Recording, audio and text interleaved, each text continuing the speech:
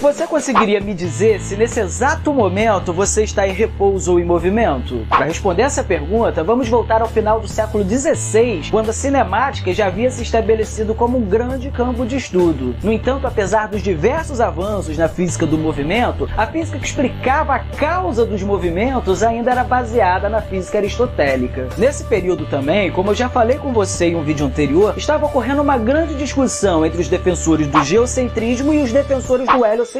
Nesse contexto, temos Galileu Galilei, um matemático italiano que, além de ter feito diversas observações com uma luneta que ele mesmo construiu, ele fez diversos estudos sobre os movimentos e fez várias modificações na física medieval que ainda era baseada na física de Aristóteles. Seu principal objetivo era estabelecer uma nova cinemática para um sistema planetário na qual a Terra não necessitasse estar parada no centro do universo. Além de utilizar a experimentação para dar legitimidade aos seus argumentos, Galileu também buscava apresentar esses argumentos em uma linguagem matemática, algo típico da nova ciência que estava surgindo. Em meio a esses estudos, Galileu introduziu a ideia de referencial, ou como conhecemos hoje, o princípio da relatividade de Galileu. Para ele, um corpo não está em movimento ou parado por si só, mas que está em movimento ou em repouso em relação a outros corpos. É aí que voltamos àquela nossa pergunta inicial. Nesse exato momento, você que está aí sentado em sua cadeira assistindo esse vídeo, está em repouso ou em movimento? Para responder essa pergunta, nós precisamos saber em relação a que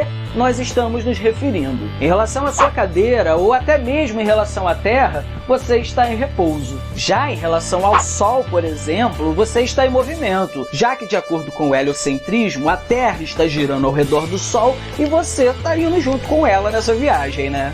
Outro exemplo interessante a ser observado é que, se por acaso você estiver sentado no banco de um ônibus que se movimenta em relação ao solo, você estará em movimento ou em repouso? Meu amigo, isso também depende do referencial que você vai estar adotando, já que em relação ao solo você está em movimento, mas em relação ao próprio ônibus você está em repouso, já que você está sentado quietinho ali no banco dele, né? O princípio da relatividade de Galileu também nos permite analisar a velocidade de um corpo em relação ao outro.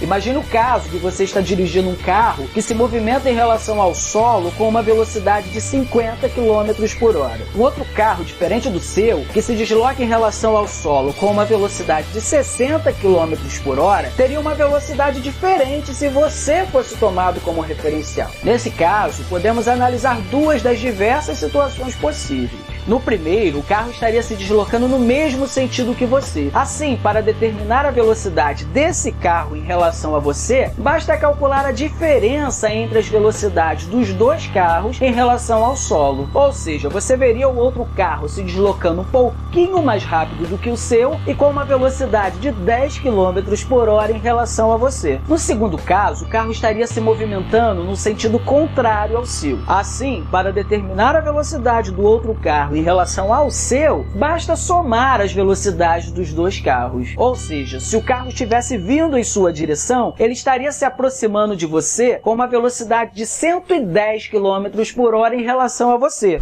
Essa ideia de referencial foi muito importante para toda a cinemática desenvolvida por Galileu. E além disso, ela se tornou a base para toda a física desenvolvida até o início do século XX. Então,